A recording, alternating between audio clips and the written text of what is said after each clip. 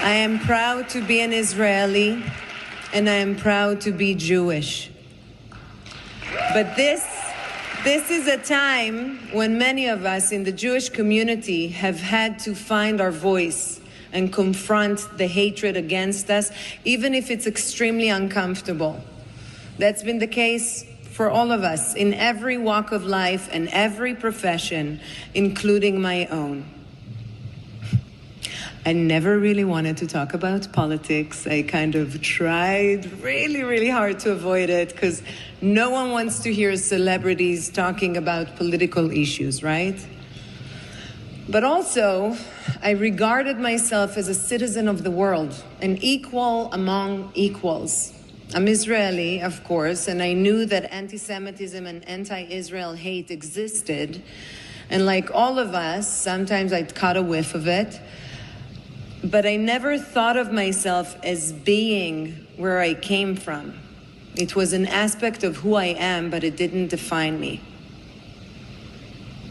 And then October 7th happened, and everything since. Never did I imagine that we would witness such a day of such death and destruction of Jews in our lifetime.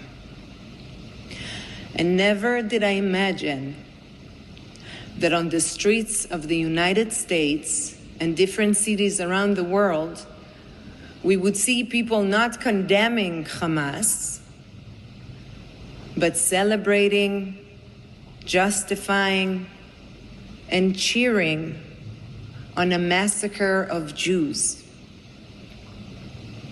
I know I'm not the only one in this room when I say that this was a wake-up call. And here's the thing. However much you tried to avoid it before, even if speaking up wasn't really your thing, none of us can ignore the explosion of Jew hatred around the world anymore.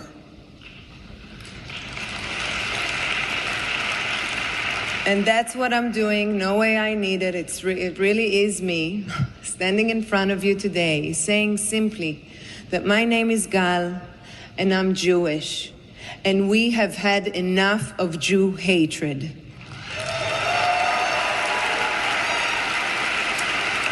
We will confront anti-Semitism, we will call it out, but we will never let it not only defeat us, but define us, because our love is stronger than their hate.